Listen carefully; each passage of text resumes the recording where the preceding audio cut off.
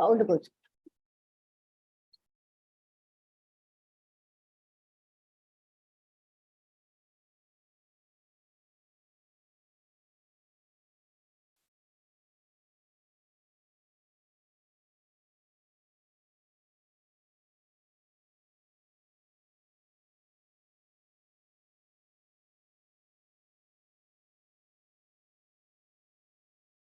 Hare Krishna. Iskcon.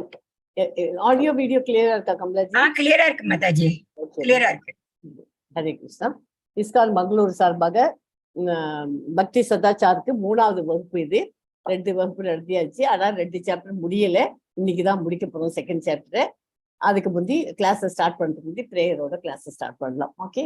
நமோ விஷ்ணு பாதாய விஷ்ணு கிருஷ்ண பிரேஸ்தாய பூதலே ஸ்ரீமதே பக்தி வேதாந்த சுவாமி நிதி நாமினே நமஸ்தே சரஸ்வதி தேவே கௌரவாணி பிரச்சாரினே निर्विशेष शून्यवादी पाश्चात्य देशतारिणे कृष्णाय वासुदेवाय देवकी नंदनाय च नंद गोप कुमाराय गोविंदाय नमो नमः नम पंकजनाभाय नम पंकजमालिने नम पंकज नेत्राय नमस्ते पंकजांगर्ये जय श्री कृष्णा चैतन्य प्रभु नित्यानंदा श्री अद्वैत गदाधारा श्री वासादि गौर भक्त वृंदा हरे कृष्णा कृष्ण कृष्णा हरे हरे हरे राम राम राम हरे हरे ओम नमो भगवते वासुदेवाय ओम नमो भगवते वासुदेवाय ओम नमो भगवते वासुदेवाय ओम अज्ञान तिमिरन्धस्य ज्ञानाञ्जन शालाकाय चक्षुरुन्मीलितं येन तस्मै श्री गुरुवे नमः. हरे कृष्णा. நம்ம செகண்ட் சாப்டர்ல இது வரைக்கும் படிச்சுட்டு நிறுத்திருக்கோம். இப்ப கண்டினியூ பண்றது நான் ஒவ்வொரு முன்னோட்டம் மாதிரி சொல்லிடுறேன். இன்னைக்கு என்ன பண்ண போறோம்ட்டு.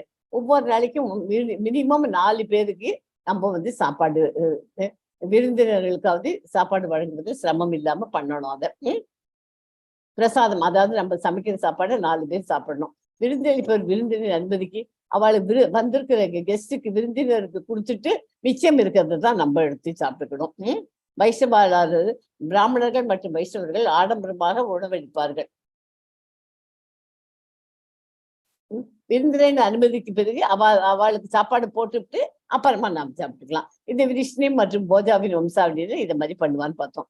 நான் உங்களுக்கு எல்லா வகையான உபசரிப்புகளையும் வழங்க வேண்டும். யாரு எதிரியா இருந்தா கூட அவ வீட்டுக்குள்ள வந்த உடனே அவளுக்கு ஒரு கிளாஸ் வாட்டராலும் கொடுக்கணும். அந்த மாதிரி கொடுக்கறதுக்கு நம்ம இது பண்ணிக்கணும். ஏன்னா நம்ம வீட்டுக்கு நம்மளை தேடி வந்திருக்கா இல்லையா, அதுக்காக அதை கொடுக்கணும். நீ என்னவாக இருந்தாலும் நீ வீட்டிற்கு வந்திருக்காய், நீ எனக்கு விரோதியாக இருந்தாலும் நீ எனக்கு ஒரு நிமிஷம் நீ எனக்கு விருந்தாளி, ஆனா நான் உனக்கு எல்லா வகையான உபசரிப்புகளையும் வழங்க வேண்டும் அப்படின்னு சொல்லிட்டு வரவாளுக்கு நம்ம பண்ணணும். அதுதான் வைஷ்ணவாளுடைய கல்ச்சர். அது ஓகே. எந்த விருந்தினரையும் வரவேற்கணும். அதுவும் குறிப்பாக பிராமண சன்னியாசி அவ வந்தான்னு வச்சுக்கோ, அவளை வீட்டுக்கு வரவழைச்சிட்டோம் வாங்கோன்னு சொல்லி வந்திருந்தான்னா அவளை நல்லபடியா எங்க வந்திருக்காளோ அந்த இடத்துல இருந்து கொஞ்சம் தூரத்துக்கு போய் அவளை வீட்டுக்குள்ள அழைச்சிட்டு வரணும். அழைச்சிட்டு வந்து அவளுக்கு கால் கழுவி நந்த மகாராஜாவின் வீட்டுக்கு வந்தபோது அவருக்கு எவ்வளவு நல்ல வரவேற்பு கிடைச்சது. அந்த மாதிரி பண்ணணும். அது கரகமுனி நந்த மகாராஜா வீட்டுக்கு வந்த போது ரொம்ப கிராண்டா அவரை விருந்தோம்பல் பண்ணினார்.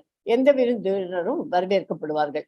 அதனால் குறிப்பாக பிராமணர் சன்னியாசி ஆகியோர் மிகச் சிறப்பாக வரவேற்கப்படுகிறார்கள் அப்படின்னு ஸ்ரீலா பிரபுபாதா அவருடைய லெக்சர்ல சொல்லியிருக்கார். ஒரு வைஷ்ணவர் வரும்போது அல்லது வெளியே வரும்போது ஒரு வைஷ்ணவர் வீட்டுக்குள்ள வர்றாருனாக்க அவளுக்கு வரவேற்கும் போது கொஞ்சம் தூரம் வரைக்கும் அவரை பின்தொடர வேண்டும் அப்படின்னு பக்தி வினோத தாக்கூர் சொல்லியிருக்கார்.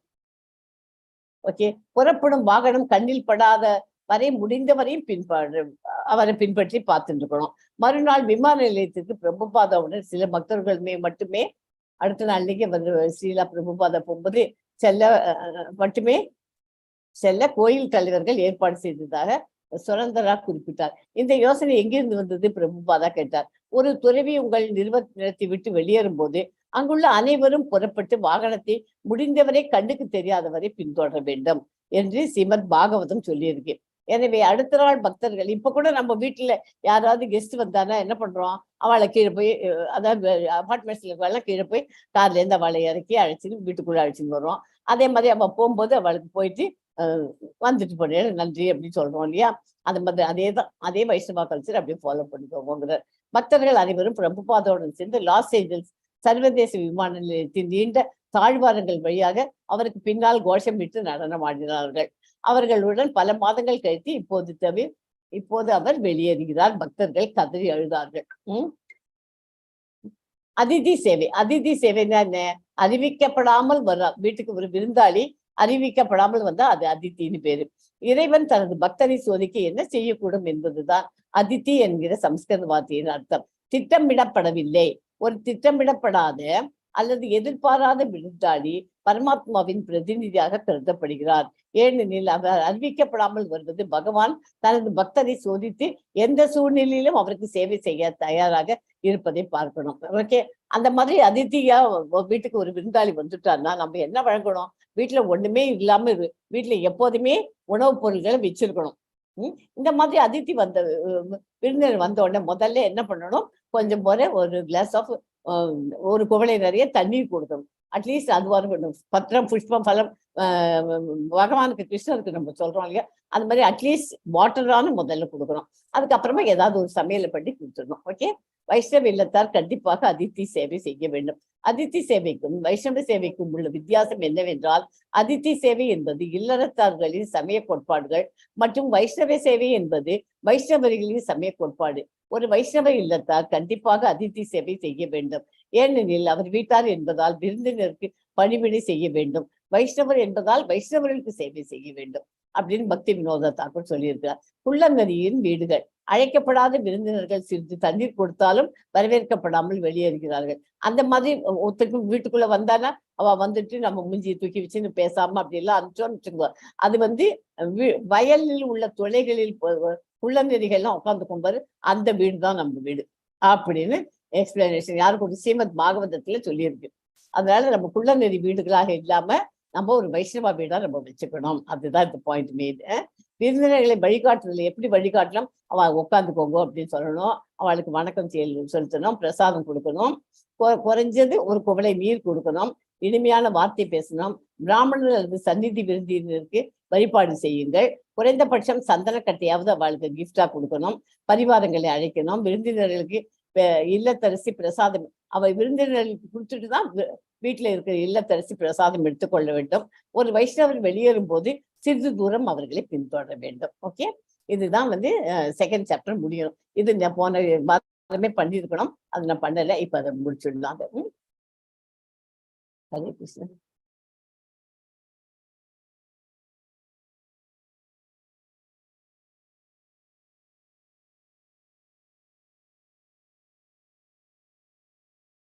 விருந்தினருக்கு பிரசாதம் வழங்குறது சிரமப்படாம என்ன இருக்கோ அதை கொடுக்கணும்.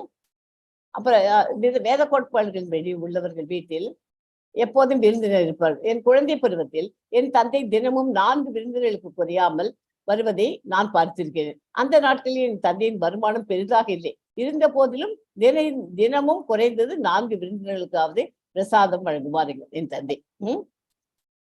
விழாக்களில் பிராமணர் மற்றும் வைஷ்ணவர்கள் ஆடம்பரமாக உணவளிக்கும் போது விருந்தளிப்பவர் விருந்தினரின் அனுமதிக்கு பிறகு மீதமுள்ள உணவுப் பொருட்களை சாப்பிடுவார். எனவே விஷ்ணு மற்றும் போஜாவின் வம்சாவளியினர் முறைப்படி பிராமணர்களிடம் அனுமதி பெற்று தயாரிக்கப்பட்ட உணவுப் பொருட்களை சாப்பிடுகிறார்கள். ஓகே, ரிஷிஸ்னா யாரு?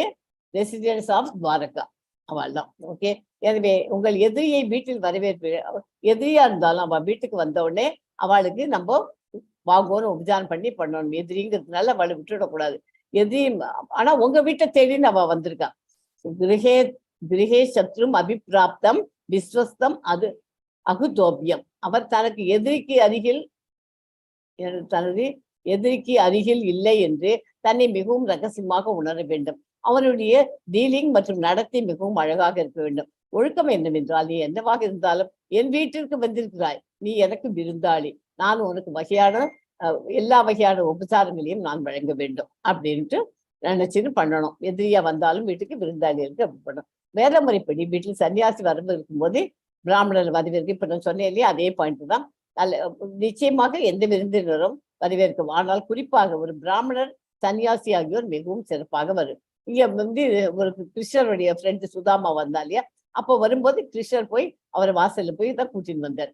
அந்த மாதிரி ஒரு வைஷ்ணவர் ஒரு வருகிறார் என்று கேள்விப்பட்டால் முன்னே சென்று வர வேண்டும். ஒரு வைஷ்ணவர் வெளியேறும் போதும் சிறிது தூரம் அவரை பின்தொடர வேண்டும் அப்படின்னு பக்தி வினோத் தாக்கூர் சொல்லியிருக்கார்.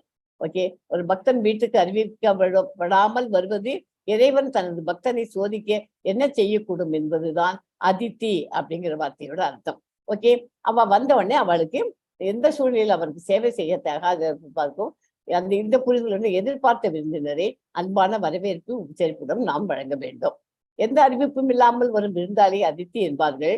இந்தி முறைப்படி பக்தன் அதித்தி விருந்தினருக்கு எப்போதும் சில உணவுப்பொருள்களை வைத்திருக்க வேண்டும். அதனால்தான் வீட்டுல வந்து எப்போதுமே ஒரு ஜாயிண்ட் ஃபேமிலியில இருக்கச்சு பார்த்தீங்கன்னா நம்ம வீட்டுல எப்போதுமே ஏதாவது கொஞ்சம் சாப்பாடு வச்சுட்டே இருப்பா. நைட் படுத்துக்க போறச்சு அட்லீஸ்ட் கொஞ்சம் போற சாதம், கொஞ்சம் தயிர், அது யாரும் கண்டிப்பா வச்சிருப்பா. அட்லீஸ்ட் தயிர் சாதமாவது கொடுக்கலாம் ராத்திரிக்கு படுத்துக்க வச்சு அப்படின்னுட்டு பண்ணுவா.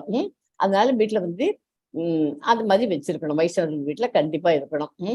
இந்த மாதிரி அதித்தி அது இதுவா எதிர்பாராத விருந்தாளிகள் வந்தாச்சுன்னா அதே ஓகே. அதித்தி சேவைக்கும் வைஷ்ணவ சேவைக்கும் உள்ள வித்தியாசம் என்னவென்றால், அதித்தி சேவை இல்லறத்தார்களின் சமய கோட்பாடு மற்றும் வைஷ்ணவ சேவை என்பது வைஷ்ணவர்களின் சமய கோட்பாடு. ஒரு வைஷ்ணவ இல்லறத்தார் கண்டிப்பாக அதித்தி சேவை செய்ய வேண்டும். ஏனெனில் அவர் பக்தர்கள் வீட்டார் என்பதால் விருந்தினருக்கு பணிவிடை செய்ய வேண்டும். வைஷ்ணவர் என்பதால் வைஷ்ணவர்களுக்கு சேவை செய்ய வேண்டும். அழைக்கப்படாத விருந்தினர்கள் சிறிது தண்ணீர் கொடுத்து வரவேற்கப்பட வேண்டும். அப்படி வரவேற்கப்படாமல் இருந்தால் வயலில் உள்ள துளைகளை போன்றது, அவையில் நரிகளின் வீடுகள் அப்படின்னு ஸ்ரீமத் பாகவதத்துல சொல்லியிருக்கேன். சோ அவளுக்கு எப்படி விருந்தினர்களை எப்படி உட்கார வைக்கணும், அவளுக்கு என்ன கொடுக்கணும் அப்படின்னு படிச்சோம். சோ அது இது வரைக்கும் பாடம் 3 வரைக்கும், லெசன் 2 முடிஞ்சு போச்சு இதோட. ஓகே,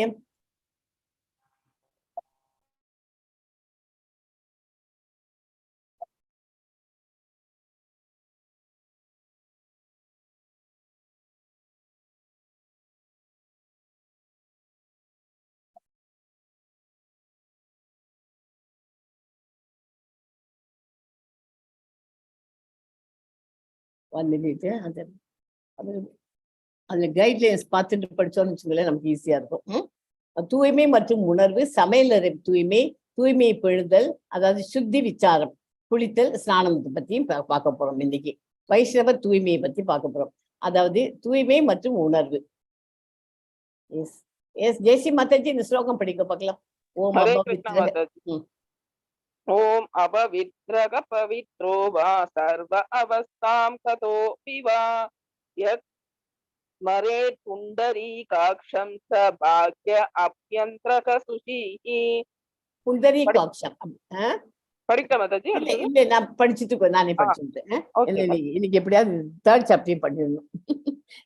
ஓகே, தூய்மையானதாக இருந்தாலும் சரி, தூய்மையற்றதாக இருந்தாலும் சரி, அல்லது ஜட அல்லது நினைகளையும் கடந்து வந்தாலும் தாமரை கண்களை கொண்ட கிருஷ்ணர் நினைவு செய்தால் அவர் வெளிப்புறமாகவும் அகமாகவும் தூய்மையாகி விடுகிறார். அருகத்பக்தியில சொல்லுது. அப்படின்னா என்ன, இந்த புண்டரி காட்சம் அப்படின்னா என்ன அர்த்தம்?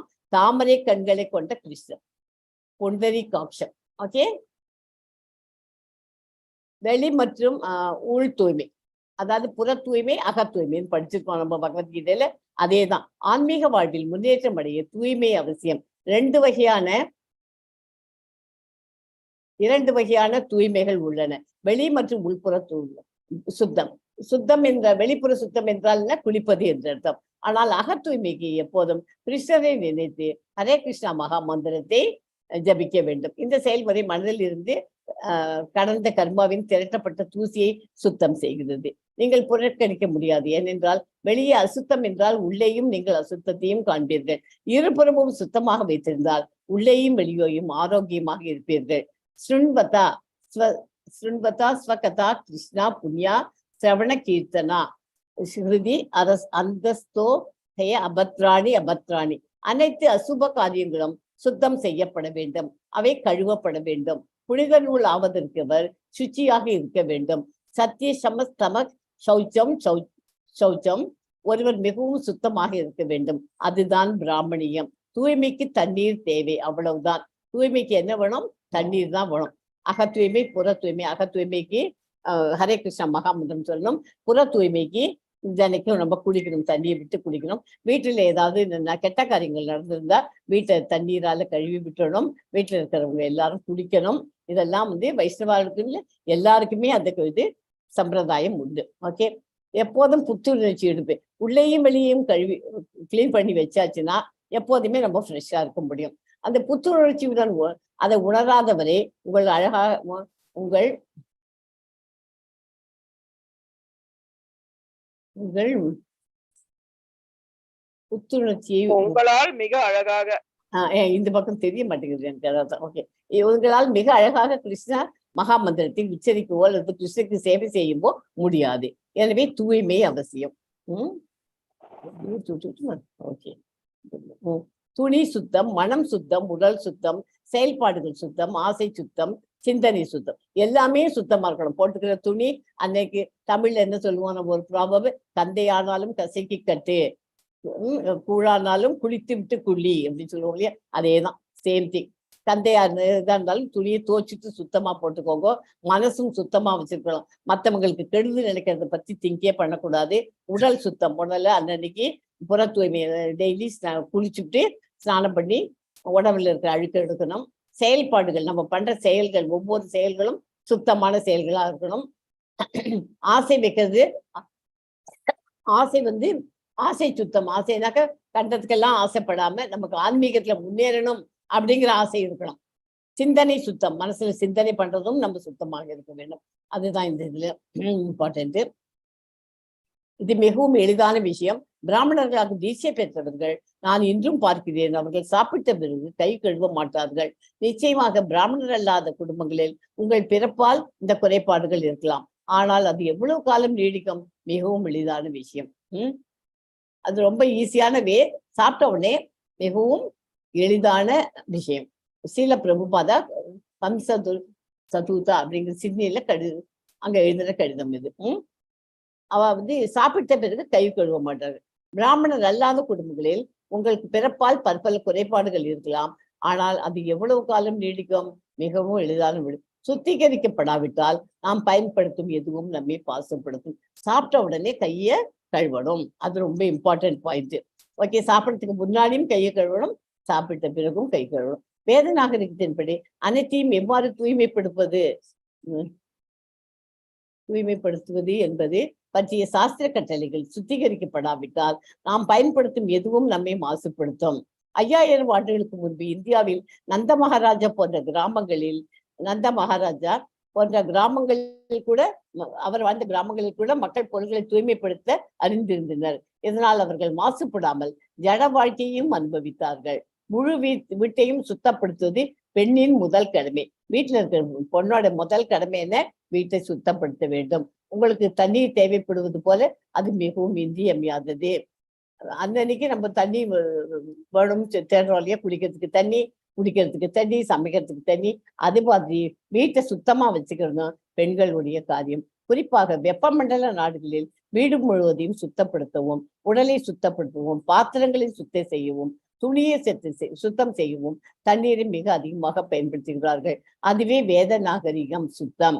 கடவுளுக்கு அடுத்தது தூய்மை. அனைவரும் 3 முறை குளித்து அனைத்தையும் சுத்தம் செய்ய வேண்டும். இந்தியாவின் நகரத்தில் அல்லது கிராமங்களில் பெண்களின் முதல் கடமை வீடு முழுவதையும் சுத்தப்படுத்துவதுதான். அதிகாலையில் அவர்கள் வீடு முழுவதையும் துடைத்து விடுவார்கள். அதுதான் முதல் வேலை, சுத்தம். ஸ்ரீல பிரபுபாதை விருதுரை கிராமாந்தரத்துல எல்லாம் அந்த காலத்துல வீட்டை விட்டு எல்லாரும் வேலைக்கு, இப்பெல்லாம் 8 மணிக்கெல்லாம் வேலைக்கு எல்லாம் போயிடுறா இல்லையா, அவெல்லாம் போறதுக்கு முன்னாடி வீடை தண்ணி தெளிச்சு துடைக்கிற வேலையெல்லாம் முன்னாடியே பண்ணிடணும். அவ போனதுக்கு அப்புறமா பண்றதுங்கிறது கெட்ட காரியங்கள் தான் பண்ணுவா. அதனால அந்த சமயத்திலே பாடி எடுத்துன்னு போனதுக்கு அப்புறம் பண்ணுவா. அதனால வீட்டுல இருக்கிறவெல்லாம் ஆஃபீஸ்க்கு போறவா, ஸ்கூல் போறா, அதுக்கு முன்னாடி வீடை துடைக்கணும். 6 மணி 7 மணிக்கெல்லாம் வாசல்லையும் தண்ணியை தெளிச்சு கோலம் போட்டு விட்டுருவா. அதெல்லாம் பண்ணாம இப்ப இந்த காலத்துல நம்ம இதுல இருக்கிறதுனால, எல்லா அபார்ட்மெண்ட்ஸ்ல இருக்கிறதுனால காத்தால நேரம் வச்சுதான் வேலைக்காரியும் வருவோம். நம்மளாலையும் பண்ண முடிய மாட்டேங்கிறது. அந்த மாதிரி இருக்கிற சமயத்துல நம்ம என்ன பண்ணணும், யாராவது வீட்டை விட்டு கிளம்பி போறோன்னா அட்லீஸ்ட் ஒரு ஏரியாவை கிச்சன்லையான கொஞ்சம் போற நம்ம தண்ணியை எடுத்து தொடச்சி நீட் பண்ணி வச்சுக்கணும். ஓகே. இது சுத்தம் பண்ணிட்டு அவ வெளியில போறதுக்கு பத்தி அந்த காரியத்தை பண்ணணும். சீலா பிரபுபாதா கிச்சன்ல சமைக்கிறார். சமையல் எது சுத்தம். முழு தயாரிப்பும் மாசுபட்டுள்ளது மற்றும் இனி வழங்க முடியாது. தெய்வத்திற்கு படைக்கப்படுவதற்கு முன் ஏதாவது ஒன்றை எடுத்துக்கொண்டால் தயவு செய்தால் தயாரிக்கும் ஒரு நிமிஷம் தயாரிப்பு முழுவதும் மாசுபட்டு இனி வழங்க முடியாது. தெய்வ வழிபாட்டில் ஈடுபடுபவர்கள் இதை நன்கு அறிந்திருக்க வேண்டும். இதனால் அவர்கள் தெய்வ வழிபாட்டில் குற்றங்களில் இருந்து காப்பாற்றப்படுவார்கள். ஓகே, அதனால பண்றச்சே எல்லாம் தெய்வ வழிபாட்டில் ஈடுபட்டு நல்லா அது தெரிஞ்சுட்டு கரெக்டா பண்ணணும். பண்றச்சே சமையலே அதை இறைவனோட ரூம், பகவானோட ரூம்னு வச்சிருந்தோம், பூஜா ரூம் அப்படின்னு நினைச்சுக்கணும். அப்படி பண்ணாக்க இறைவனுக்கு படைக்கப்படும் உணவுகளை மனம் புரிந்து சுவைத்தல் கூடாது. அதை எடுத்து நம்ம என்ன பண்றோம், மோந்து பார்த்துட்டு வாசனை இருக்கா அப்படின்னு மோந்து பார்த்துட்டு ஸ்மெல் பார்த்துட்டு ஓகே இது கரெக்டா இருக்கு, உப்பு போட்டோமா புளி போட அப்படி மோந்து போறோம், அது பார்க்கக்கூடாது. சமையலூர்கள் பேசுவது மட்டுமே பிரசாதம் தயாரிக்க தேவையானதாக இருக்க வேண்டும். சமையல் இறைவனை பற்றி அழுக்கு பாத்திரங்களை சமையலில் இருந்து எடுத்து உண்பவை மீண்டும் சமையலுக்கு கொண்டு வரக்கூடாது. ஆனால் அவற்றை கழுவ வேறு இடம் இல்லை என்றால் அவற்றை உடனடியாக மடுவில் போட்டு கழுவ வேண்டும். பிரசாதம் தயாரிக்கும் போது கைகளை எப்போதும் கழுவ வேண்டும். இந்த வழியில் எல்லாம் மிகவும் சுத்தமாகவும் தூய்மையாகவும் தயாரிக்கப்பட வேண்டும். எப்போதுமே கிச்சன்ல சுத்தமாவே இருக்கணும். அது கிச்சன்ல கேஸ் ஸ்டவ்ல வச்சு பண்றோம் இல்லையா, அந்த ஏரியெல்லாம் அன்னன்னைக்கு காத்தால இல்ல ராத்திரி படுத்துக்க போகும்போது கம்ப்ளீட்டா தொடச்சி வச்சுட்டு தான் படுத்துக்கணும்னு அந்த காலத்துல எல்லாருமே பண்ணுவோம். அந்த மாதிரிதான் இப்பவும் பண்ணிட்டு இருக்கோம். நம்ம அதை ஃபாலோ அந்த மாதிரி பண்றது விசேஷம். சமையலறை மிகவும் சுத்தமாகவும் இருக்க வேண்டும். 2 முறை, ஒரு நாளைக்கு 2 முறையான அதை கழுவ வேண்டும். எஞ்சிய பிரசாதம் மிஞ்சி போச்சுன்னு வச்சுக்கோ, அதை கொண்டு போய் ஃப்ரிட்ஜில் வச்சுன்னு அடுத்த நாளைக்கு சாப்பிடணும்னு நம்ம வச்சுக்கிறோம் இல்லையா சில சமயம், அதெல்லாம் தப்பு. அதை வச்சுக்காம யாருக்காவது கொடுத்து உபயோகமா சாப்பாட்டு கிடையாது அன்னையோட அந்த பண்ணின பிரசாதத்தை முடிச்சிடணும். அதை வச்சிருந்து சாப்பிடுறது விசேஷம் இல்லை. மிச்சங்களை சேமிக்கிறதும் தப்பு. நான் உப்பு கொண்ட சிறிய கல் கிண்ணத்தை சில பிரபுபாதேவின் சோங்கி மீது வைத்தேன். சில பிரபுபாத கையில் பிரிந்து எவ்வளவு வேண்டுமானாலும் எடுத்துக்கொண்டு மீதியை எதில் பயன்பாட்டுக்கு விட்டு விடுவார் என்று நான் கருது. இருப்பினும் காலை உணவின் போது பிரபுபாத் தன் தட்டில் சிறிது உப்பை மடித்து மற்றவற்றை விட்டு விடாமல் நேரடியாக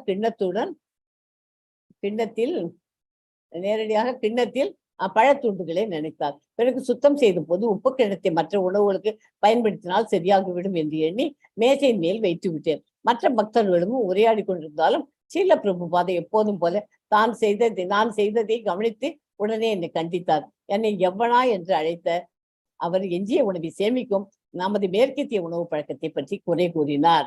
அது நம்ம மிஞ்சி போச்சுன்னா நம்ம வச்சு பண்றோம் இல்லையா, அது தப்புன்னு சொல்றார். ஓகே, தூய்மையை பேணுதல் சுத்தி விசாரம். சிறிது சாப்பிட்டாலும் உடனடியாக கழுவி விட வேண்டும். பிராமண வாழ்க்கையின் விதிகள் மற்றும் விதிமுறைகளுக்கு இணங்க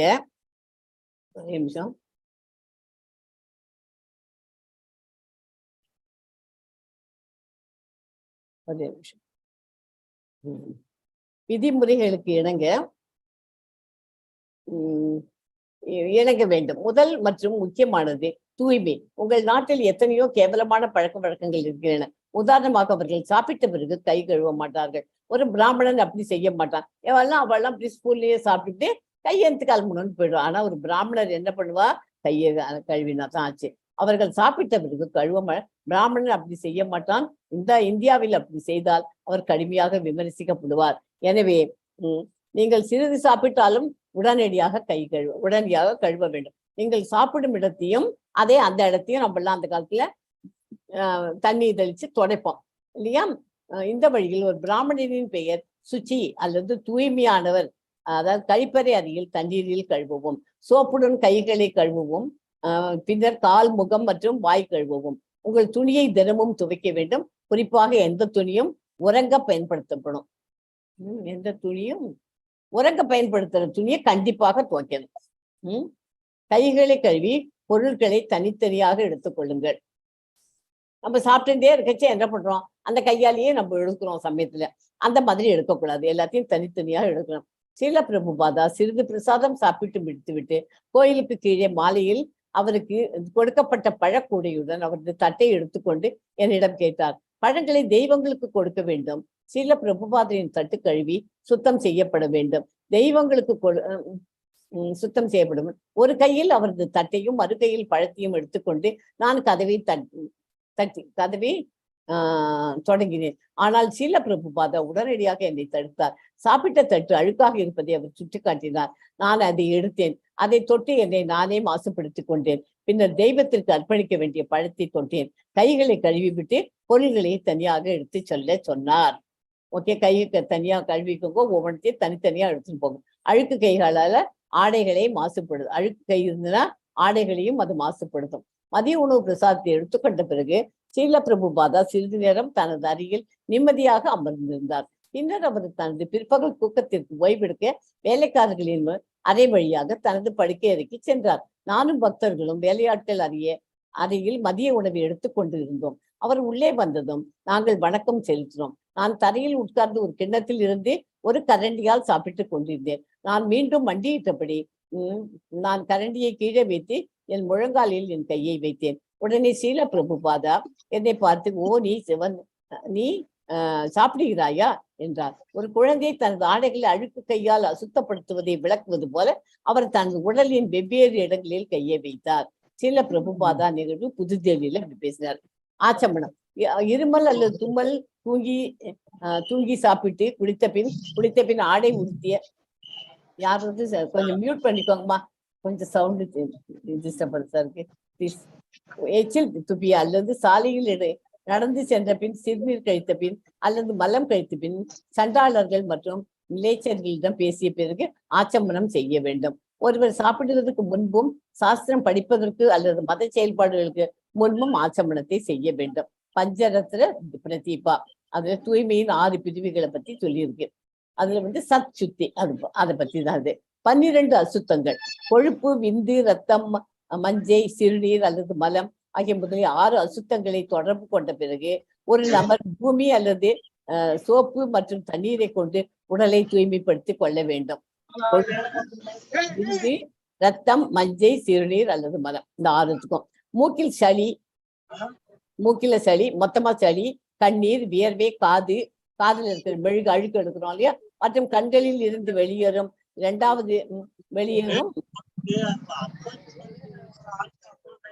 6 அசுத்தங்களை தொடர்பு கொண்ட பிறகு நீர் மட்டுமே ஒரு நபரை தூய்மைப்படுத்துகிறது. பிற மாசுபடுத்தும் முகவர்கள், பன்றிகள், கழுதைகள்.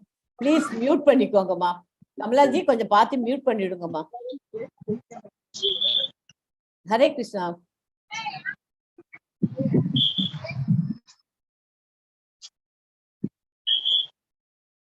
நான் பண்ணிட்டுமா?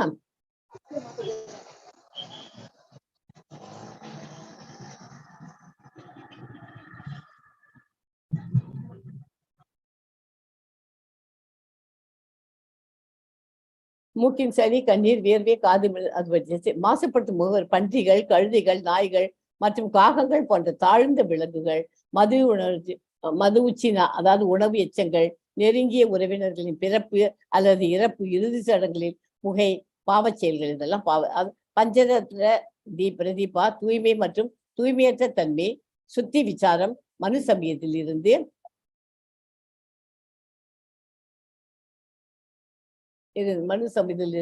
வந்தது. ஓகே, அதுல இருந்து நமக்கு கிடைச்சது. ஸோ அதனால எப்பப்பெல்லாம் குளிக்கணும், நல்ல காரியத்துக்கும் நம்ம படிச்சு கற்றுக்கும், அதே மாதிரி வீட்டுல கெடுதல் நடந்தாலும் அந்த கெட்ட காரியங்கள் இருந்தாலும் அதுக்கும் குளிக்கணும். குளியலில் வகைகள்: பார்த்திவ ஸ்நானம் அதாவது பூமியை பயன்படுத்துதல், வருண ஸ்நானம் நீரை பயன்படுத்துதல், ஆக்னேய ஸ்நானம் ஒரு தியாக நெருப்பிலிருந்து சாம்பலை பயன்படுத்துதல், வாயவிய ஸ்நானம் பசுக்கள் வளர்க்கும் தூசியால் நிரப்பப்பட்ட காற்றை கொள்வது, திவ்ய ஸ்நானம் சூரியன் பிரகாசிக்கும் போது பெய்யும் மழையில் குளிப்பது, மந்திர ஸ்நானம் தண்ணீர் தெளிக்கும் போது பொருத்தமான வசனங்களை உச்சரிக்கிறது, மானசீக ஸ்நானம் விஷ்ணுவை தியானிப்பது. இந்த வகையான குளியல் அனைத்தும் உடலை மாசுபடுத்துகிறது. இருப்பினும் தினசரி குளியல் பொதுவாக வருண ஸ்நானமாகும். ஸ்நானங்களில் சிறந்தது மானசீக ஸ்நானம் என்று மனு கூறுகிறது. பிராத்த ஸ்நானம் சூரிய உதயத்திற்கு முன் குளியல் எடுக்காமல் தூய்மையற்றராக இருப்பார் என்றும், நாகரி குளியல் சூரிய உதயத்திற்கு முன்னு குளியல், அதாவது பிரார்த்தி ஸ்நானம் எடுக்காமல் தூய்மையற்றவராக இருப்பார் என்றும், நாகரிகமான ஒருவர் செய்ய வேண்டிய தினசரி செயல்களில் எதையும் செய்ய முடியாது என்றும் குரும புராணம் கூறுகிறது. காலையில் குளிக்காதவன் நரகத்தில் துன்பப்படுவதற்கு தகுதியானவன் என்று பத்ம புராணம் அறிவிக்கிறது. அதனால காலங்காத்தால எது எல்லாரும் தயவு செய்து குளிச்சுங்க. நோய்வாய்ப்பட்டவர்களை தவிர மற்ற அனைவருக்கும் பிரதா ஸ்நானம் கட்டாயம். அதாவது தண்ணீர் குளியல் சாத்தியம் இல்லாத சந்தர்ப்பங்களில் சுத்தமான ஈரத்தோணியால் உடலை தேய்க்கவும். அதாவது ஜுரமா இருந்து குளிக்க முடியல அப்படின்னா ஸ்பாஞ்சு பத்து கொடுத்துக்க வேண்டியதுதான். இது முடியாவிட்டால் குறைந்தபட்சம் மந்திர ஸ்நானம் மற்றும் மணக்குளியல் செய்து கொள்ளலாம். ஓகே, குளிப்பதற்கான பொதுவான வழிகாட்டிகள்: ஒரு நபர் உடல் உறவு, கெட்ட கனவு வந்தாலும் எழுந்த உடனே குளிச்சிடணும். ஷேவிங் செஞ்சுக்கிறது, முடி வெட்டிக்கிறது, விரல் நகத்தெல்லாம் கட் பண்றோம், கால் நகங்களை வெட்டுறது, வாந்தி எடுக்கிறோம், வெளியேற்றுதல், சுடுகாட்டுக்கு செல்வது அல்லது இறந்த உடலை தொட்ட பிறகு மாதவிடாய் சுழற்சியில் ஒரு பெண் தன்னை தூய்மைப்படுத்தி குளிக்க வேண்டும். சாண்டலன் அல்லது இறந்த விலங்கு, அதன் கொழுப்பு அல்லது எலும்புகள் நிர்வாணமாக குளிக்க வேண்டாம். ஒரு கௌபீனான ஒரு சின்ன துணி, அதை அணிஞ்சிட்டு குளிக்கும். பின்புறத்தில் கச்சா வால் பொருத்தப்பட்டிருக்கும். இது தண்ணீரின் ஆளுமைக்கு மரியாதை காட்டுகிறது. காலையில் குளிப்பதற்கு முன் நீங்கள் உங்கள் வாய் மற்றும் பற்களை சுத்தம் செய்ய வேண்டும். அதுதான் தந்தா தவனா. குளிக்கிறதுக்கு முந்தைய அதை பண்ணிடணும். வெளியேறும் போது உங்களின் வேதாயை காயத்ரி நூலை குறைந்தது 2 முறையாவது உங்கள் வலது காதில் சுற்றி கொள்ளுங்கள். ஏனெனில் உடலில் மற்ற பகுதிகள் தூய்மையற்றதாக மாறினாலும் அது தூய்மையாக இருக்கும். ஏனெனில் அனைத்து புனித தீர்த்தங்களும் வலது காதில் உள்ளன. ஒரு பெண் தன் மாதவிடாயை சுழற்சியின் போது 4வது நாளில் வர்ணஸ்நானம் குளித்து தன்னை தூய்மைப்படுத்திக் கொள்கிறாள். ஒருத்திக்கு பீரியட்ஸ் வந்தாச்சுன்னா 3 நாள் போனது 4th டே அன்னைக்கு அவ தூய்மைப்படுத்திக்கணும், தலைக்கு குளிக்கணும். கெட்ட மனம் கொண்ட ஒரு பெண் தன் மாதவிடாய் ஓட்டத்தால் சுத்திகரிக்கப்படுகிறாள் அப்படின்னு பஞ்சரத்ர பிரதீபா அதுல குளித்தல் 1.6 இருந்து குளித்தல் ஸ்நானத்தை பத்தி விவரமா கொடுத்துருக்கேன். பெண்களுக்கு கழுத்து வரை குளிப்பது, டெய்லி குளிக்கிறது, கழுத்து வரைக்கும் குளிக்கிறது பெண்களுக்கு பரிந்துரைக்கப்படுகிறது. மாதவிடாய் காலத்துல பெண்கள் தெய்வத்தை தொடக்கூடாது. ஆனால் கோஸ்வாமி விதி அனுமதிக்கிறது. ஆனால் அதை செய்யாமல் இருப்பது நல்லது. எக்காரணம் கொண்டும் சேவையை நிறுத்த முடியாது என்பது ஒன்று. இதுவும் சமையலுக்கும் பொருந்தும். அதனால அதெல்லாம் ஓகே. ஆனா போய் தெய்வத்தை தொடக்கூடாது, அது மட்டும் பண்ணாம இருக்கணுங்கிறார். நீர் ஆதாரங்கள், வெவ்வேறு நீர் ஆதாரங்கள் சுத்தப்படுத்த வெவ்வேறு சக்திகளை கொண்டுள்ளது. இவ்வாறு மூலத்திற்கு ஏற்ப தண்ணீர் தரம் பிரிக்கப்படுகிறது. விருப்பப்படி சிறந்தவற்றில் தொடங்கி ஒருவர் யமுனை அல்லது காய்காவில் நீராட வேண்டும். மற்றொரு புனித நதியின் தீர்த்தத்தில், ஜெகநாதபுரவில் உள்ள கடல் போன்றவை. நேரடியாக கடலில் கலக்கும் ஆறு எந்த நதியிலும் கால்வாய், குளம், ஏரி, அருவி அல்லது கிணற்றில் இருந்து எடுக்கப்பட்ட தண்ணீர் அல்லது வேறு ஏதேனும் சுத்தமான தண்ணீரில் தங்கலாம். அதெல்லாம் நீருக்கு ஆதாரங்கள். வீட்டில் உள்ளவர்கள் ஒரு நாளைக்கு 2 முறை குளிக்க வேண்டும். வேத விதிகளில் கூறப்பட்டுள்ள சுகாதார கொள்கைகளை பின்பற்ற வேண்டும். மற்றபடி அவர் கிருஷ்ணரை நேசிக்கிறார் என்பதற்கு எங்கே ஆதாரம்? இந்த விதிகளை அமல்படுத்துவதில் என்ன சிரமம்? அவை எளிய விதிகள், பின்பற்றப்பட வேண்டும். கிருஷ்ணருக்கான விதிகளை பின்பற்ற ஒருவர் தயாராக இருக்க வேண்டும். மற்றபடி அவர் கிருஷ்ணரை நேசிக்கிறார் என்பதற்கு எங்கே ஆதாரம்? ஸ்ரீல பிரபுபாதா அனிருத்தாவுக்கு எழுதிய கடிதம், மான்ட்ரில் 16 ஜூன்ல 1968 எழுதினார். அந்த மாதிரி. ஓகே, நான் இதை ஒரு இது மாதிரி கொடுத்துருக்கேன் உங்களுக்கு. இப்போ நம்ம பிபிடியில பார்க்கலாம்.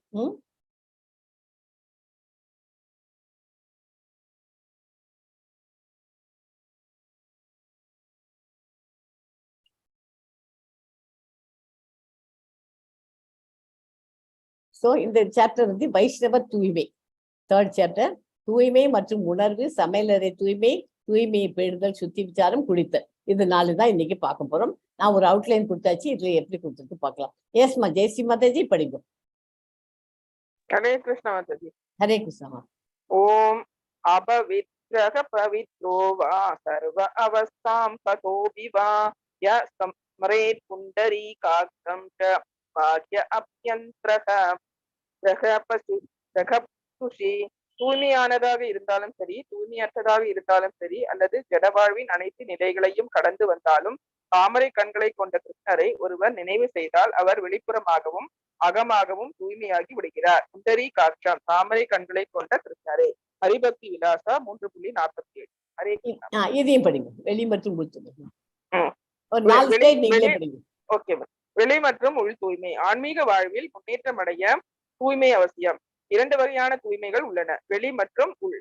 வெளிப்புற சுத்தம் என்றால் குளிப்பது என்று அர்த்தம். ஆனால் அக தூய்மைக்கு எப்போதும் கிருஷ்ணனை நினைத்து ஹரே கிருஷ்ண ஹரே கிருஷ்ண கிருஷ்ண கிருஷ்ண ஹரே ஹரே ஹரே ராம ராம ராம ஹரே ஹரே என்று ஜபிக்க வேண்டும். இந்த செயல்முறை மனதில் இருந்து பாவப்பட்ட கர்ம பலன் அழிந்து விடுகிறது.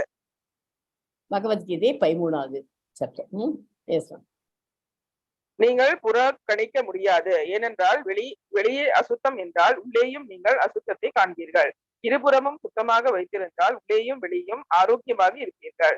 சுன்வதா ஸ்வகதா கிருஷ்ணஹ புண்ணியா ஸ்ரவண கீர்த்தனா ஹிருதி அந்த சோக அய அபத்ராணி அபத்ராணி. அனைத்து அசுப காரியங்களுக்கும் சுத்தம் செய்யப்படும். அவை கழுவப்பட வேண்டும். புனித ஆத்மா ஆவதற்கு அவர் சுத்தியாக இருக்க வேண்டும். சத்ய சமக சமக சௌச்சம் சௌச்சம். ஒருவர் மிகவும் சுத்தமாக இருக்க வேண்டும். அதுதான் ராமணியம். தூய்மைக்கு தண்ணீர் தேவை, அவ்வளவுதான். சில பிரபுபாதர் அறிவுரையாக டிசம்பர் 11, 1971, புதுடெல்லி.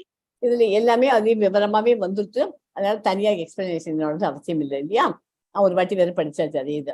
எஸ்மா படிங்க. நீங்கள் எப்போதும் புத்துணர்ச்சியுடன் இருப்பீர்கள். நீங்கள் உள்ளேயும் வெளியேயும் சுத்தப்படுத்தி விட்டால், அதாவது குளித்தீர்கள் என்றால் நீங்கள் எப்போதும் புத்துணர்ச்சியுடன் இருப்பீர்கள். நீங்கள் புத்துணர்ச்சியுடன் உணராதவரை உங்களால் மிக அழகாக ஹரே கிருஷ்ணா மகாமந்திரத்தை உச்சரிக்கவோ அல்லது கிருஷ்ணருக்கு சேவை செய்யவோ முடியாது. எனவே தூய்மை அவசியம். சில பிரபுபாதர் விதியுரை ஸ்ரீமத் பாகவதம் 1.16.26 ஜனவரி 23, 1974, ஹொனலூலு. ஹரே கிருஷ்ணா. ஆடை சுத்தம், மனம் சுத்தம், உடல் சுத்தம், செயல்பாடுகள் சுத்தம், ஆசை சுத்தம், சிந்தனை சுத்தம்.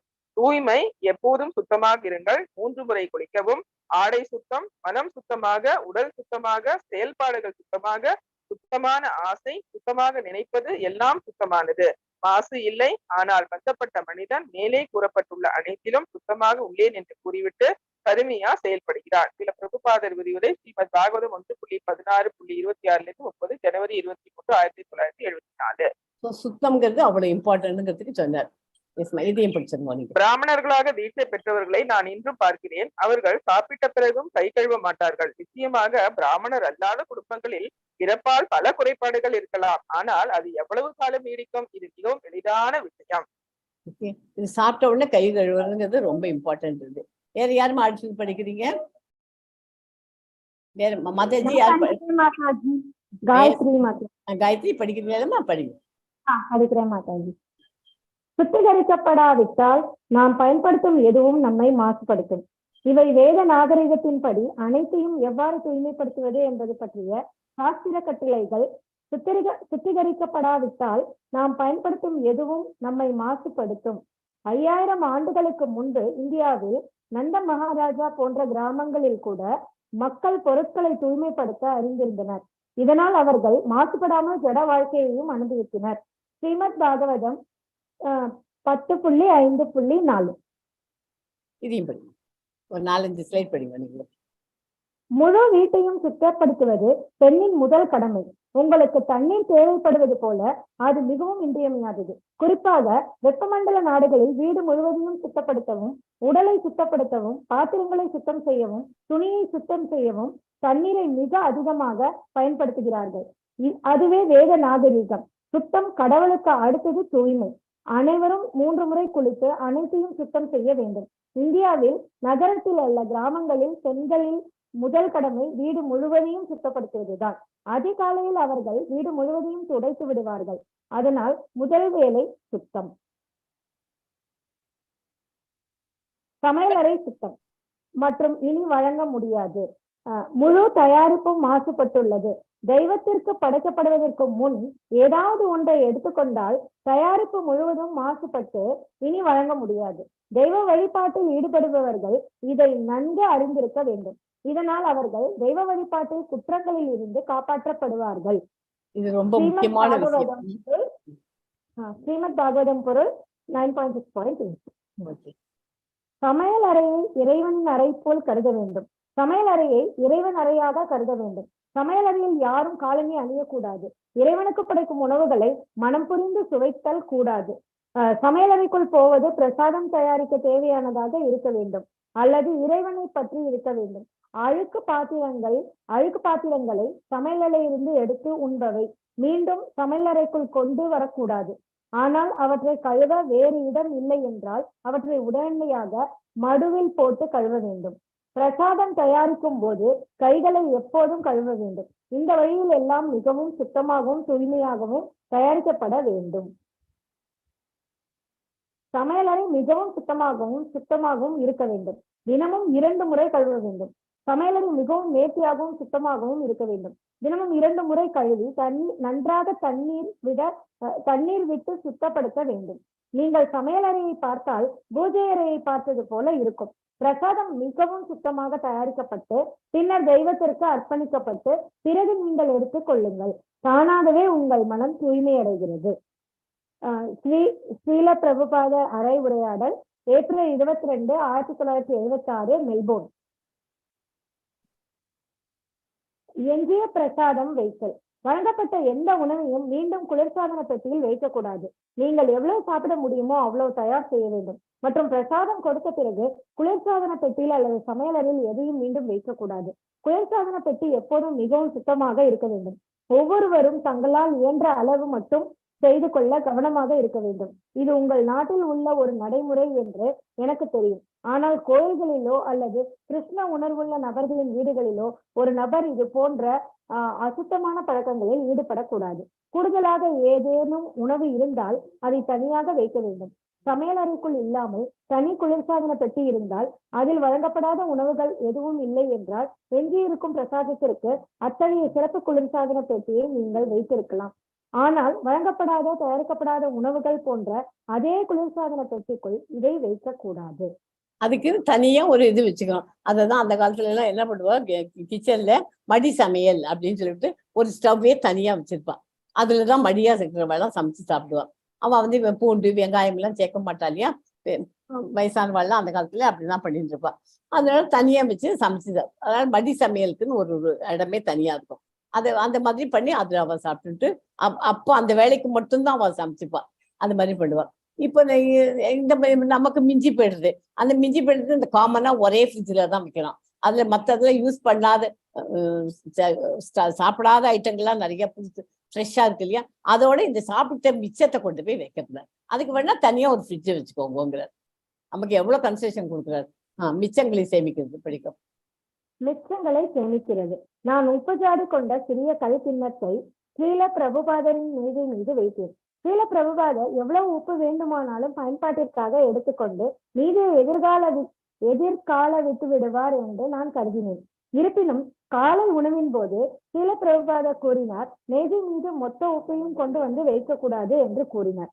பிறகு மற்ற பக்தர்களுடன் உரையாடி கொண்டிருந்தார். ஸ்ரீல பிரபுபாதர் எப்போதும் போல மறுபடியும் பழைய முறையை செய்துவிட்டேன். நான் செய்வதை கவனித்து உடனே என்னை கண்டித்தார். என்னை யவனா என்று அழைத்த அவர் எஞ்சிய உணவை சேமிக்கும் நமது மேற்கத்திய உணவு பழக்கத்தை பற்றி குறை கூறினார். நம்ம எல்லாம் என்ன பண்றோம், உப்பை ஒரு கிண்ணத்துல போட்டு ஒரு ஜாடி மாதிரி வச்சிருக்கோம். அதை கொண்டு டேபிள்ல வச்சு பரமாறி விட்டு மிச்சம் இருக்கு இல்லையா, அதை அப்படியே எடுத்துட்டு போய் உள்ளதான் வச்சுக்கிறோம். அது தப்புங்கிறார் ஸ்ரீல பிரபுபாதர். அதுக்கு எவ்வளவு அன்னைக்கு செலவழியுமோ அதை மட்டும் வச்சுட்டு அந்த பாத்திரத்தை கழுவி விட்டுறணுங்கிறார்.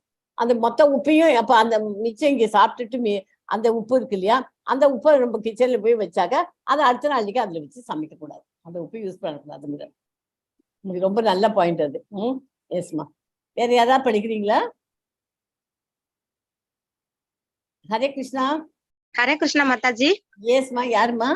சுதாங் மாதாஜி. சுதாரங்கன் படிமா. தூய்மையை பேணுதல், சுத்தி விசாரம். நீங்கள் சிறிது சாப்பிட்டாலும் நீங்கள் உடனடியாக கையை கழுவ வேண்டும். எனவே நீங்கள் பிராமண வாழ்க்கையின் விதிகள் மற்றும் விதிமுறைகளுக்கு இணங்க வேண்டும். முக்கியமானது தூய்மை. உங்கள் நாட்டில் எத்தனையோ கேவலமான பழக்க வழக்கங்கள் இருக்கின்றன. உதாரணமாக, அவர்கள் சாப்பிட்ட பிறகு கழுவ மாட்டார்கள். ஒரு பிராமணன் அப்படி செய்ய மாட்டான். இந்தியாவில் அப்படி செய்தால் அவர் கடுமையாக விமர்சிக்கப்படுவார். எனவே நீங்கள் சிறிது சாப்பிட்டாலும் நீங்கள் உடனடியாக கையை கழுவ வேண்டும். நீங்கள் சாப்பிடும் இடத்தையும் உடனடியாக கழுவ வேண்டும். இந்த வழியில் ஒரு பிராமணரின் பெயர் சுசி அல்லது தூய்மையானவர் என அழைக்கப்படுகிறார். கழிப்பறை அறையில் வெளியில் வருவதற்கு முன்னால் தண்ணீரில் சோப்புடன் கைகளை கழுவவும். பின்னர் கால், முகம் மற்றும் வாய் கழுவவும். உங்கள் துணியை தினமும் துவைக்க வேண்டும். பாத்ரூம் போனாக்க 1 பாத்ரூம் மற்றும் 2 பாத்ரூம் போனா அவெல்லாம் அப்படியே வந்துடுறோம். பாத்ரூம் நினைக்கும் பாத்ரூம்ல காலை கழுவணும். அது பண்ணாம வரக்கூடாது. உள்ளுக்குள்ள கையை வந்து சோப்பு போட்டு கையை அழுமிட்டு தான் வெளியில வரணும். இது இப்படி கைகளை கழுவி பொருட்களை தனித்தனியாக எடுத்துக்கொள்ளுங்கள். ஸ்ரீல பிரபுபாதர் சிறிது பிரசாதம் சாப்பிட்டு முடித்துவிட்டு கோவிலுக்கு செல்ல வேண்டும். பகவானுக்கு பழங்கள் மற்றும் மலர்கள் கொண்டு வாருங்கள் என்று கூறினார். நானும் ஒரு கையில் பழங்கள் மலர்கள் எடுத்து வந்து வைத்தேன். பிறகு பழங்களையும் பூக்களையும் வைப்பதற்கு தட்டு கொண்டு வருமாறு கூறினார். நான் கொண்டு வந்து கொடுத்தேன். ஆனால் என்னை கண்டித்தார். காரணம் என்னவென்றால் சமையலறையில் பயன்படுத்தும் அன்றாட தட்டு அது பகவானுக்கு வைக்க கூடாது என்று கண்டித்தார். ஸ்ரீல பிரபுபாத் நிகழ்வு, புதுதில்லி, நவம்பர் 26, 1975. எப்போதுமே பகவானுக்கு தனியா ஒரு பிளேட்டு பிரசாதம் கொண்டு போய் அவருக்கு வைக்கிறச்சே அந்த பிளேட்டு தனியா இருக்கும். நம்ம சாப்பிட்ட எச்சில் தட்டை உபயோகிக்க கூடாது. நம்ம படிச்சிருக்கோம் இல்லையா, அந்த பாயிண்ட் தான் சொல்றீங்க. அழுக்கு கையால் ஆடைகளை மாசுபடுத்துதல். மதிய உணவு பிரசாதத்தை எடுத்துக்கொண்ட பிறகு ஸ்ரீல பிரபுபாத் சிறிது நேரம் தனது அறையில் அமர்ந்திருந்தார். பின்னர் அவர் தனது பிற்பகல் தூக்கத்திற்கு ஓய்வெடுக்க எங்கள் அறை வழியாக தனது படுக்கை அறைக்கு சென்றார். நானும் பக்தர்களும் எங்கள் அறையில் மதிய உணவை எடுத்துக்கொண்டு இருந்தோம். அவர் உள்ளே வந்ததும் நாங்கள் வணக்கம் செலுத்தினோம். நான் தரையில் உட்கார்ந்து ஒரு கிண்ணத்தில் இருந்து ஒரு கரண்டியால் சாப்பிட்டுக் கொண்டிருந்தேன். நான் மீண்டும் மண்டியிட்டபடி போயிருச்சே, ஒரு நிமிஷம் மாதாஜி. நான் கரண்டியை கீழே வைத்து மண்டியிட்டு சாப்பிட்டுக் கொண்டிருந்தேன். நான் மீண்டும் மண்டியிட்டபடி நான் கரண்டியை கீழே வைத்து என் முழங்காலில் என் கையை வைத்து உடனே கை வைத்தேன். ஸ்ரீல பிரபுபாதர் என்னை பார்த்து, இந்த முறையில் உணவு உண்ணக்கூடாது, சாப்பிட்ட கையை கழுவ வேண்டும், பிறகு குருவுக்கு நமஸ்காரம் செய்ய வேண்டும். அப்படி செய்யவில்லை என்றால் குருவுக்கு அபராதம் உங்களுக்கு அபராதம் ஆகப்படும் என்று கூறினார். இது ரொம்ப இம்பார்ட்டன்ட் பாயிண்ட். இது ஒரு கரண்டியால போட்டுட்டு அப்புறம் அந்த கரண்டியாலே சாப்பிட்டு கொண்டு இருக்கச்சு மறுபடியும் மண்டிட்டபடி மறுபடியும் அந்த கையாலேயே எடுத்து போடும். அந்த மாதிரி பண்ணாக்க 2 பேருக்கும் அபராதம் அப்படின்னு ஸ்ரீல பிரபுபாதர் சொல்ற. வேற யாராவது படிக்கிறீங்களா? ஹரி கிருஷ்ண பிரபுஜி படிக்கிறீங்களா? வேற யாராவது படிக்கிறதுனா படிங்கம்மா. ஹரே கிருஷ்ண மாதாஜி. ஏஸ்மா.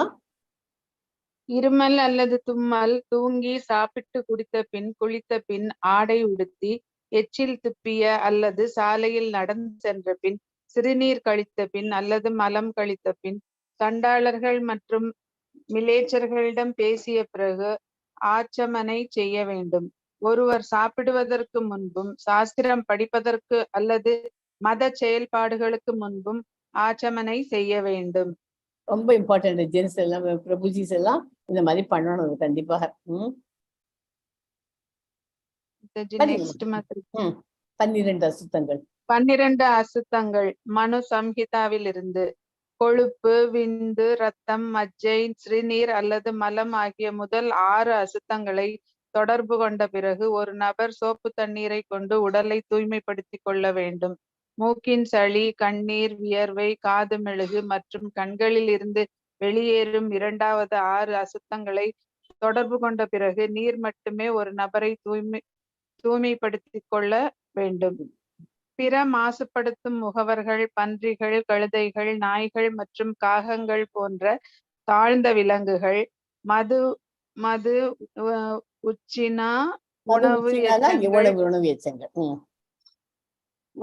உணவு எச்சங்கள், நெருங்கிய உறவினர்களின் பிறப்பு அல்லது இறப்பு, இறுதி சடங்குகளின் புகை, பாவச் செயல்கள். பஞ்சரத்ர பிரதிபா தூய்மை முடிஞ்சிச்சு. மற்றும் தூய்மையற்ற தன்மை சுத்தி விசாரம் மனு சம்ஹிதையில் இருந்து. குளித்தல். இப்ப வந்து 2 டாபிக் படிச்சாச்சு. இப்ப குளித்தலை பத்தி பார்க்கலாம். குளியல் வந்து இத்தனை வகையில் இருக்கு. எஸ்மா. குளியல் வகைகள்: பார்த்திவ ஸ்நானம் பூமியை பயன்படுத்துதல், வருணா ஸ்நானம் நீரை பயன்படுத்துதல், ஆக்னேயா ஸ்நானம் ஒரு தியாக நெருப்பிலிருந்து சாம்பலை பயன்படுத்துதல், வாயவ்ய ஸ்நானம் பசுக்கள் வளர்க்கும் தூசியால் நிரப்பப்பட்ட காற்றை தொடர்பு கொள்வது, திவ்ய ஸ்நானம் சூரியன் பிரகாசிக்கும் போது பெய்யும் மழையில் குளிப்பது, மந்திர ஸ்நானம் தண்ணீர் தெளிக்கும் போது பொருத்தமான வசனங்கள் உச்சரித்தல், மானசீக ஸ்நானம் விஷ்ணுவை தியானிப்பது. இந்த வகையான குளியல் அனைத்தும் உடலை மாசுபடுத்துகிறது. இருப்பினும் தினசரி குளியல் பொதுவாக வருண ஸ்நானமாகும். ஸ்நானங்களில் சிறந்தது மானசீக ஸ்நானம் என்று மனு கூறுகிறது. பிராதா ஸ்நானம் சூரிய உதயத்துக்கு மின் குளியல் எடுக்காமல் தூய்மையற்றவராக இருப்பார் என்றும், நாகரிகமான ஒருவர் செய்ய வேண்டிய தினசரி செயல்களில் எதையும் செய்ய முடியாது என்றும் கூர்ம புராணம் கூறுகிறது. காலையில் குளிக்காதவன் நரகத்தில் துன்பப்படுவதற்கு தகுதியானவன் என்று பத்ம புராணம் அறிவிக்கிறது. நோய்வாய்ப்பட்டவர்களை தவிர மற்ற அனைவருக்கும் பிராதா ஸ்நானம் கட்டாயம். தண்ணீர் குளியல் சாத்தியமில்லாத சந்தர்ப்பங்களில் சுத்தமான ஈரத்துணியால் உடலை தேய்க்கவும். இது முடியாவிட்டால் குறைந்தபட்சம் மந்திரஸ்தானம் மற்றும் மனக்குளியல் செய்யுங்கள். பஞ்சரத்ர பிரதீபா 1.6 குளித்தல் ஸ்நானம். குளிப்பதற்கான பொதுவான வழிகாட்டுதல்கள்: ஒரு நபர் உடலுறவு, கெட்ட கனவு, ஷேவிங் மற்றும் முடி வெட்டுதல், விரல் நகங்கள் அல்லது கால் நகங்கள் வெட்டுதல், வாந்தி எடுத்தல், வெளியேற்றுதல், சுடுகாட்டுக்கு செல்வது அல்லது இறந்த உடலை தொட்ட பிறகு, மாதவிடாய் சுழற்சியில் ஒரு பெண் தன்னை தூய்மைப்படுத்தி குளிக்க வேண்டும். சாண்டாலன் அல்லது இறந்த விலங்கு அல்லது அதன் கொழுப்பு அல்லது எலும்புகள். நிர்வாணமாக குளிக்க வேண்டாம். ஒரு கௌபீனா அல்லது ஒரு துணியை அணியுங்கள். காலையில் குளிப்பதற்கு முன் நீங்கள் உங்கள் வாய் மற்றும் பற்களை சுத்தம் செய்ய வேண்டும். தந்தாதவனா.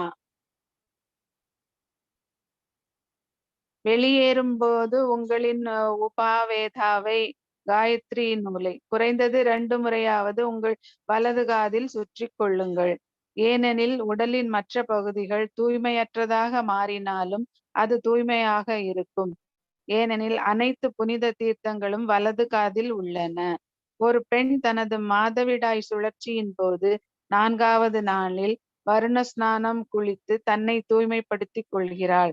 கெட்ட மனம் கொண்ட ஒரு பெண் தன் மாதவிடாய் ஓட்டத்தால் சுத்திகரிக்கப்படுகிறாள். வேற யாராவது படிக்கிறீங்களா? எஸ் கமலா மாதாஜி இருக்கலாம்.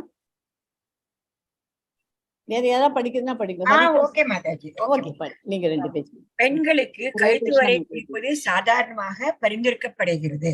தினசரி கடமைகளுக்கான ஸ்மிருதி சாஸ்திரங்களின் வழிமுறைகளின்படி பெண்கள் கழுத்து வரை தினமும் குளிக்க அனுமதிக்கப்படுகிறார்கள்.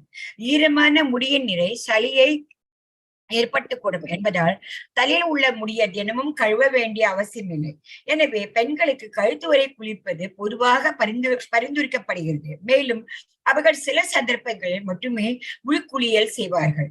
ஒரு பெண் சாதாரணமாக குளிக்கும் போது அது மாலா ஸ்நான என்று அழைக்கப்படுகிறது.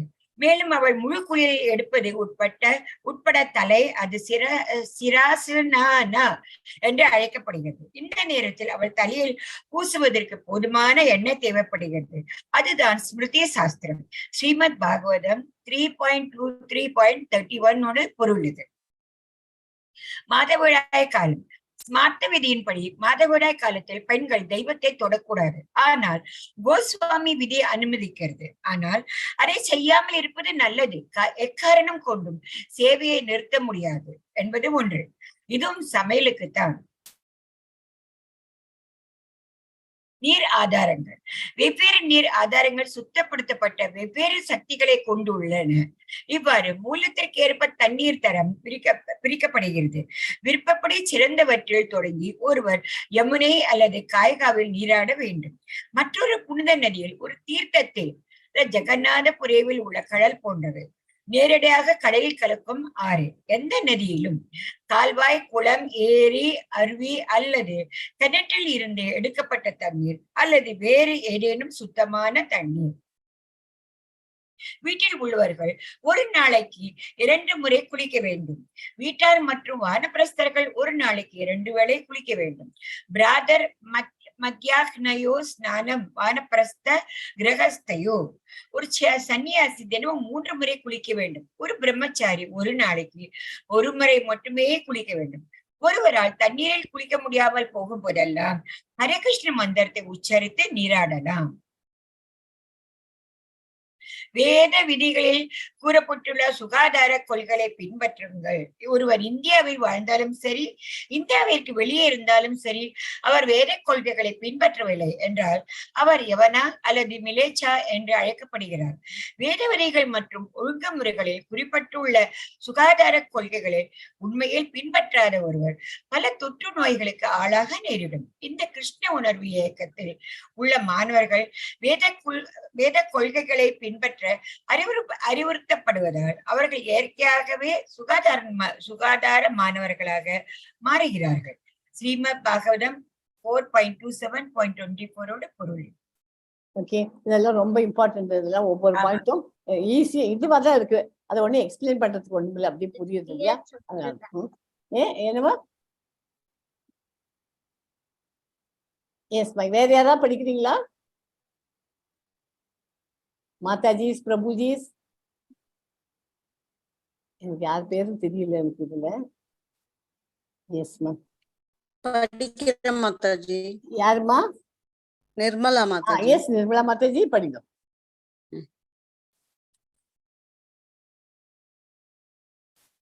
படிங்க மாதாஜி. ஒருவர் கிருஷ்ணரை நேசிக்கிறார் என்பதற்கு இதுவே ஆதாரம். இந்த விதிகளை அமல்படுத்துவதில் என்ன சிரமம்? இந்த விதிகள் எளிய விதிகள், பின்பற்றப்பட வேண்டும். கிருஷ்ணருக்கான விதிகளை பின்பற்ற ஒருவர் தயாராக இருக்க வேண்டும். மற்றபடி அவர் கிருஷ்ணரை நேசிக்கிறார் என்பதற்கு இதுவே ஆதாரம்.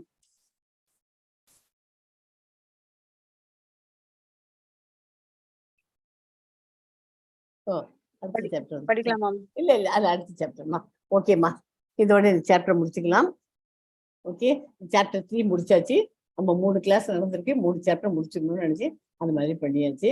ஓகே, வாஞ்சா கல்பத ரூபசிய கிருபா சித்துபியேவச்ச பதித்தா நாம் பாவனேபியோ வைஷ்ணவேபியோ நம்ம. எஸ்மா. ஜெய்சி மாதாஜி. அனந்த கோடி சொல்லுங்க. மாதாஜி. அனந்த கோடி வைஷ்ணவ விருந்திக்கு லலிதா மாதாஜி இருக்கா? வந்துட்டாளா லலிதா மாதாஜி? எஸ் லலிதா மாதாஜி சொல்லுங்க. நான் அந்த இதை போடுறேன், நீங்க ரெடியா வச்சிருக்க இல்லையா? பார்த்து யார் வேணா படிக்கலாம். நான் சொல்லுமா? எஸ்மா சொல்லுங்க. நீங்க சொல்லுங்க, நல்லா இருக்கும் சொன்னேன். கிருபா சிந்துபிய पतितानां पावनेभ्यो वैष्णवेभ्यो नमो नमः। अनंत कोटि वैष्णव वृंद की जय। अनंत कोटि भक्त वृंद की जय। श्रील प्रभुपाद की जय। रामाचार्य हरिदास ठाकुर की जय। श्री कृष्ण महामंत्र की जय। चैतन्य महाप्रभु की जय। गीता और भागवत ग्रंथ की जय। राधा गोविंद की जय। और प्रेमानंदे हरि हरि बोल। थैंक यू माता जी। हरे कृष्ण माता जी। हरे कृष्ण माता जी। हरे कृष्ण माँ।